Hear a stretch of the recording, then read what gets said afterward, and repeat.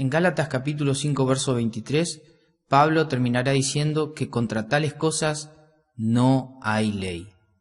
Pablo nos dice, no hay ley contra el fruto del Espíritu Santo, Gálatas 5, 23. Y es cierto, a veces Pablo dice cosas que pueden sonar difíciles, como cuando escuchamos dos intervalos de notas juntas que se denominan disonantes. Estas al oído parecen sonar mal.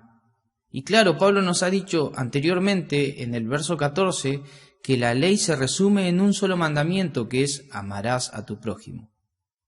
Y continuamente nos dice que los que son guiados por el Espíritu no están bajo la ley. Entonces, ley, amor, fruto, ¿cómo se combina todo esto en la mente del apóstol Pablo? Para poder entonces acomodar estos conceptos, nos debiéramos responder, ¿qué es esto que contra tales cosas no hay ley? ¿Qué significa? Miren, la discusión teológica subsiste hasta hoy. Nosotros cuando leemos en la Reina Valera contra tales cosas no hay ley, uno podría entender básicamente que la ley no condena al fruto del Espíritu Santo. O más sencillo, no hay ley contra el fruto. La ley, dijo Pablo, es para los infractores allí en 1 Timoteo 1:9, para los que hacen manifiesto el obrar de la carne, Gálatas 5, 19 al 21. Pero también hay una posibilidad adicional de comprensión en cuanto a este pasaje, ya que Pablo puede estar refiriéndose a que para producir el fruto uno no se somete a la ley. Esto también se deduce del verso 5:18, que en la Reina Valera dice que si sois guiados por el Espíritu, no estáis bajo la ley. La NTV dice que ya no están obligados a cumplir la ley de Moisés, ya no están sometidos a la ley, dice la Biblia, Dios habla hoy. Es decir, todo aquello que era ceremonial para Moisés, para Israel, como la circuncisión, las comidas, las observancias de días especiales, el día de reposo, al tener su significado en el Señor Jesucristo, entonces estas cosas ya tuvieron su cumplimiento. Por ende, no son fundamento para la salvación, ni son necesarias para evidenciar lo que Dios ha hecho en el creyente. Por eso Pablo en Gálatas 6:15 dirá, porque en Cristo Jesús no importa si fuimos o no circuncidados, no importa esto que tiene que ver con la ley ceremonial, lo que importa es que hayamos sido transformados en una nueva creación. Finalmente, el término que se traduce como contrario, contra tales cosas, bien podría ser entendido como lo concerniente. En este caso Pablo nos estaría diciendo, con respecto a estas cosas, a estas virtudes, no hay ley. Es decir, la ley no tiene parte en producir el fruto del Espíritu. No hay ley que pueda producir el fruto del Espíritu Santo. Y si tomaste nota, hermano, primero, no hay ley que condene el fruto. Segundo, no hay que someterse a la ley para producir fruto. Y finalmente, la ley no tiene parte en esto. No tiene poder en sí misma para hacernos dar fruto. Pablo nos ha dicho en Romanos 10:4, porque el fin de la ley es Cristo. Este fin no solo es destino, ya que Cristo cumplió la ley a la perfección, sino que Cristo es la culminación del periodo donde la ley imperaba.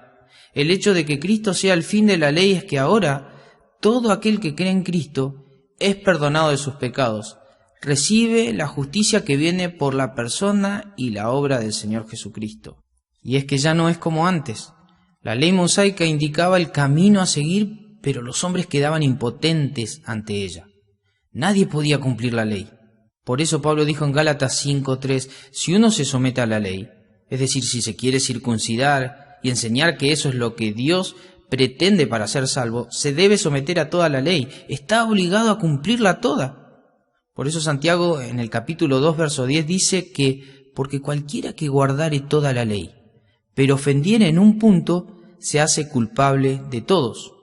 Y esto es fácil de comprenderlo. Imagínate que vas en un auto y en la esquina ves el semáforo en rojo, pero como es muy tarde, no ves a nadie circular por el lugar, decidís obviar lo que esa ley indica. A media cuadra está esperando el patrullero y sabe que lo pasaste en rojo y te pide toda la documentación y te dice usted pasó en rojo el semáforo.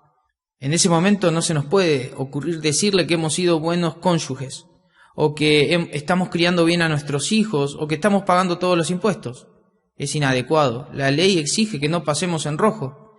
Y aunque hayamos sido buenos conductores hasta ese día demostramos culpabilidad por haber fallado a la ley. No importa lo que fuimos antes, lo que importa ahí es que ese semáforo estaba en rojo y lo atravesamos. Es en este sentido entonces que Pablo nos dice que los que quieren someterse a la ley deben obedecer todos los puntos de la ley. Así Santiago nos dice que los que fallen en un solo punto se vuelven culpables de haber fallado toda la ley. Por eso la ley es una demostración de la debilidad en nuestra carne, en nuestra naturaleza que es caída, corrompida. Pablo le dice a los Gálatas, capítulo 6, verso 13, que ni siquiera los que luchan a favor de la circuncisión, ni siquiera ellos cumplen toda la ley. Porque él era totalmente consciente, Pablo, de que la religión del hombre es inútil, es vana. Los méritos humanos son un fiasco, un fracaso, y mucho más cuando lo comparamos con el justo que fue muerto por los injustos para llevarnos a Dios. Si recordás el primer episodio de esta serie, la analogía de la vid y los pámpanos, Jesús es la vid y nosotros somos los pámpanos. Esta comparación tiene por objeto que entendamos que el resultado de esa unión tiene como fin que el pámpano, conforme a la naturaleza de la vid, dé fruto. ¿Cuál fruto? El fruto que se describe como la representación del carácter de Cristo que se descubre en la vida del creyente, como el fruto que se descubre en los extremos del pámpano. Este fruto es producto de la unión y comunión con el Salvador. Para los que creen en Cristo, para los que estamos unidos a la vid, ahora rige una nueva ley que gobierna nuestra relación con el Señor. Pablo ya no se refiere a la ley mosaica, a las de las ordenanzas cívicas y religiosas o ceremoniales. Pablo se refiere a una nueva ley que es la ley de Cristo, la ley de la libertad, como dice Santiago 1:25. Esta ley es como la savia que fluye dentro de la planta. En la parábola de Juan 15, referida a la vid y los pámpanos, el Padre es el labrador, Cristo es la vid, pero la obra de Cristo continúa en la vida de los pámpanos, es decir, en la vida de los creyentes, por medio del Espíritu Santo. Es Él el encargado de comunicarnos testimonialmente a Cristo. Por tal motivo Jesús continuará diciendo en Juan 15:26 que es el Espíritu de verdad el que nos dará testimonio de Él. Él dice, Él les dará testimonio de mí. El Espíritu Santo además es el encargado de transformarnos, guiándonos a toda verdad. Porque Él toma todo lo de Cristo y nos lo hace saber. Nos da a conocer a Cristo, Juan 16:7. Y es que, hermanos, la antigua ley era algo que nos condenaba, demostraba nuestro pecado. Así que Dios tuvo que trasplantarnos su ley en nuestro corazón. La ley por sí misma nunca podía capacitarnos, así que Dios tuvo que transformarnos desde adentro mediante la obra del Espíritu Santo.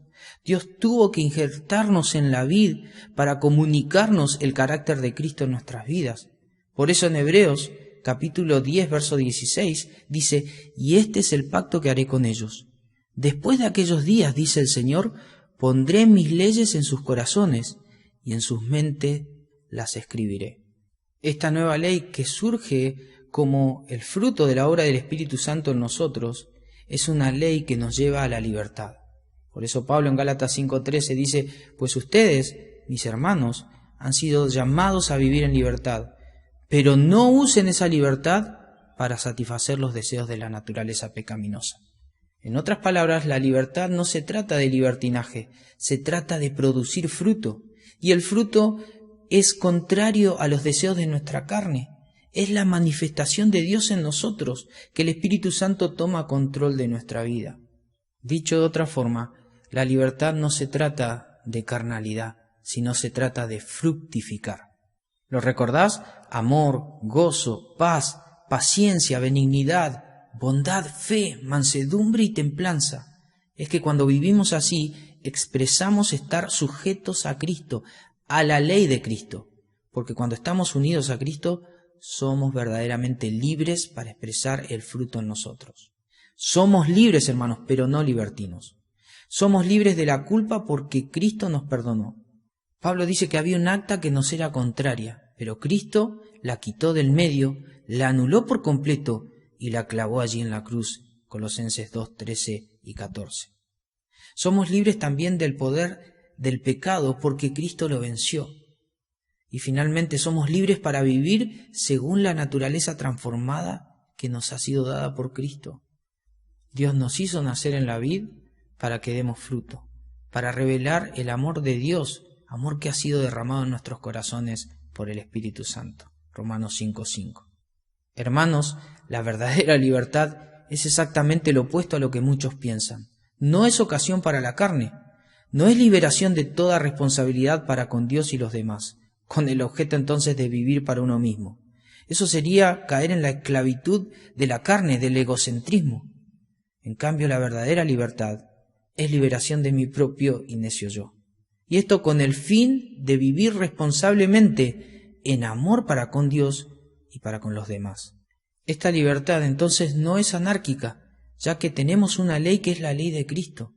Esta libertad tampoco es independencia absoluta, ya que debemos estar unidos y en comunión con la vid para poder dar fruto. Finalmente no es egocentrista, porque el fruto se resume en amar a Dios y al prójimo. El fruto siempre va a bendecir a los demás, porque Dios nos destinó desde un principio para que seamos no como nosotros mismos, sino como su Hijo, dice allí en Romanos 8:29, para que Cristo sea formado en nosotros, Gálatas 4:19.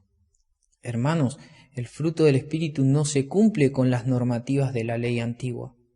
El fruto del Espíritu Santo será el resultado de mi experiencia con el Señor día a día, de su transformación en nuestro corazón, operando por medio de la labor del Espíritu Santo.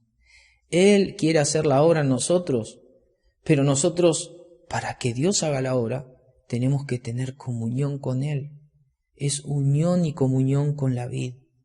El fruto no es un esfuerzo por ser buenos, sino que es el resultado del tiempo que paso con el Señor en comunión íntima con Él. Si mi vida transcurre todos los días de la misma forma y me doy cuenta que no evidencio el carácter de Cristo día tras día, el problema siempre es el mismo. Es que no estoy fortalecido en aquello que manifiesta el fruto del Espíritu, que es mi comunión con Cristo. Y es que de eso se trata, hermanos, de que nuestro mayor deseo sea estar en comunión con Él. Así que si queremos dar fruto, si queremos evidenciarlo, comencemos por Cristo, porque el fruto siempre se ha tratado de su carácter desarrollado en nuestra vida por medio del Espíritu Santo. Que el Señor nos ayude y que el Señor nos bendiga.